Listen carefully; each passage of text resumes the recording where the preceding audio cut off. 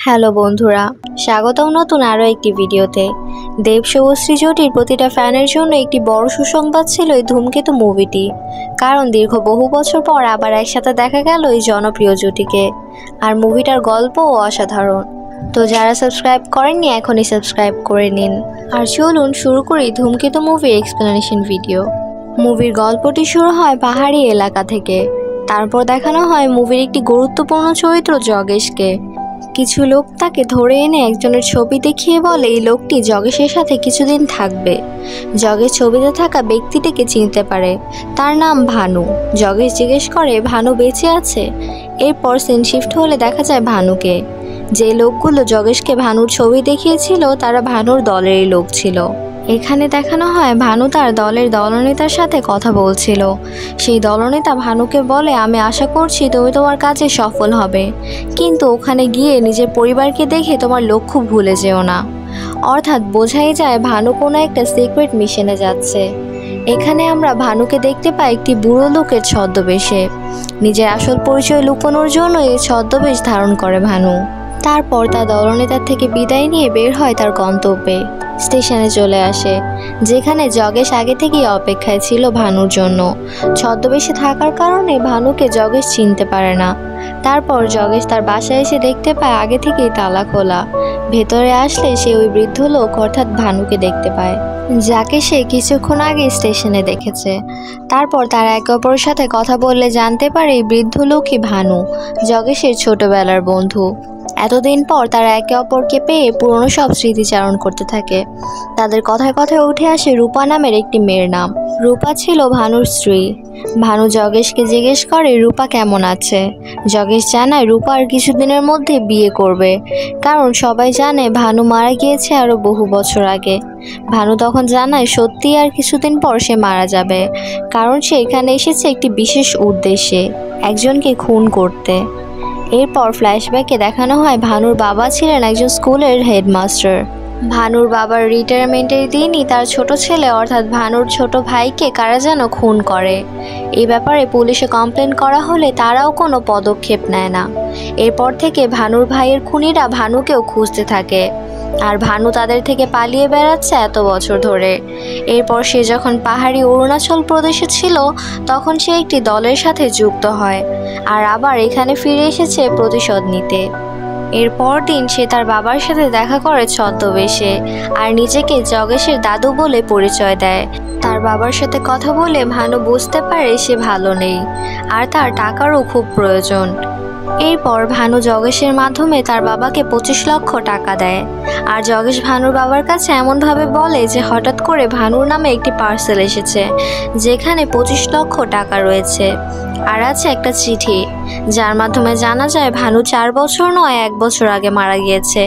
টাকাগুলো পেয়ে ভানুর বাবা খুবই ইমোশনাল হয়ে পড়ে। এরপর ভানু আবার ছদ্মবেশ ধারণ করে রূপার কাছে যায়, যেখানে রূপার অনিন্দ নামের একজনের সাথে বিয়ের প্রস্তুতি চলছিল। কিন্তু রূপা এখনও ভানুকে ভালোবাসে, তাকে মিস করে। এমনকি মৃত্যুর খবর পেয়েও ভানুর ছবিতে মালা দেয়নি, কারণ ভানুর মৃত্যুর খবরটা রূপা কিছুতেই মেনে নিতে পারছিল না। ভানুও এতদিন পর রূপাকে দেখে আগের সব মুহূর্ত মনে করতে থাকে, তাদের কাটানো সুন্দর মুহূর্তগুলো। এরপর বাসায় এসে জগেশের কাছ থেকে জানতে পারে রূপা আর ভানুর মেয়ে তিতলির কথা, যাকে সে কখনো নিজের চোখে দেখেনি। এরপর কয়েকবার সে রূপার বাড়ির আশেপাশে যায় তিতলিকে দেখার জন্য, কিন্তু তিতলিকে দেখতে পায় না। এখন সে নামে তার আসল উদ্দেশ্যে। সে ওই পুলিশ স্টেশনে যায়, যেখানে আজ থেকে 10 বছর আগে তার বাবা তার ভাইয়ের মৃত্যুর বিচার চাইলেও কোনো বিচার পায়নি। ভানু পুলিশটাকে নিজের পরিচয় দিলে সে ঘাবড়ে যায়, আর বলতে থাকে কে বা কারা ভানুর ভাইকে খুন করেছে।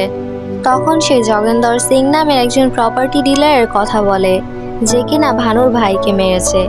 এসব শোনার পর ভানু ওই পুলিশ অফিসারটাকেও মেরে ফেলে, কারণ সবকিছু জেনেও সেই বিরুদ্ধে কোনো স্টেপ নেননি। তারপর টাইম বোমের মাধ্যমে যোগেন্দর সিংকেও মেরে ফেলে।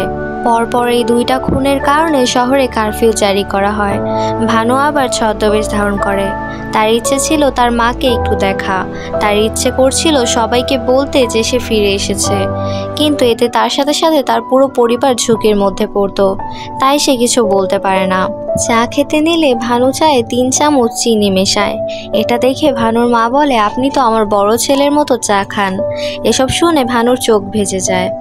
তারপর সে সেখানে প্রথমবারের মতো তার মেয়ে তিতলিকে দেখতে পায়, কিন্তু একটিবারের জন্য জড়িয়ে ধরার সৌভাগ্য তার ছিল না। এবার ভানু রূপার হবু স্বামী অনিন্দর সাথে আলাদা কথা বলে, আর একমাত্র অনিন্দকেই তার আসল পরিচয় দেয়। অনিন্দ বলে ভানুকে স্বাভাবিক জীবনে ফিরে আসতে, কিন্তু ভানু জানায় সেটা আর সম্ভব না। অনিন্দকে বলে রূপা আর তিতলির খেয়াল রাখতে, আর যাওয়ার আগে বলে রূপাকে যেন না বলে যে ভানু বেঁচে আছে, তাহলে রূপা কখনোই অনিন্দকে বিয়ে করবে না, কারণ রূপা এখনও ভানুকে ভালোবাসে। এরপর ভানু চলে যায়, আর রূপার সাথে কাটানো মুহূর্তগুলো মনে করে ইমোশনাল হয়ে পড়ে, কিন্তু পর মুহূর্তেই সে নিজেকে সামলে নেয় আর মানসিকভাবে প্রস্তুতি নিতে থাকে আগামীকালের জন্য, কারণ আগামীকালই তার জীবনের শেষ দিন ও শেষ মিশন। এরপর আসে সেই দিন, ভানু নিজের সারা গায়ে অনেকগুলো টাইম বোম বেঁধে নেয়। তারপর সে একটি মন্ত্রীকে হত্যা করতে বের হয়। অন্যদিকে দেখানো হয় আজই রূপার বিয়ে। রূপা ভানুকে মনে করে অনেক কাঁদে। এর পর মুহূর্তে বোমা ব্লাস্ট হতে দেখা যায়। আমরাও বুঝতে পারি ভানু মারা গিয়েছে। এই মুভিটি খুবই ইমোশনাল একটি মুভি ছিল, তাই সম্ভব হলে একবার মুভিটি দেখে আসতে পারেন। আর এই মুভিটি যে বড় মেসেজটি দেয় সেটা হলো, একবার একটি ভুল পথে চলে গেলে সেখান থেকে আর ফিরে আসা যায় না। মুভির গল্পটি অনেক সংক্ষেপে বলা গেলেও মুভির স্ক্রিন প্লে অসাধারণ ছিল, আর দেব ও শুভশ্রীর অ্যাক্টিংও অনেক ভালো ছিল। তো এই ছিল আজকের এক্সপ্লেনেশন ভিডিও। ভিডিওটি ভালো লাগলে অবশ্যই একটি লাইক করুন, আর মুভিটি আপনার কাছে কেমন লাগলো সেটা কমেন্টে জানান। এমন আরও মুভি এক্সপ্লেনেশন ভিডিও পেতে চ্যানেলটি এখনই সাবস্ক্রাইব করুন। দেখা হবে অন্য কোনো ভিডিওতে। Thanks for watching.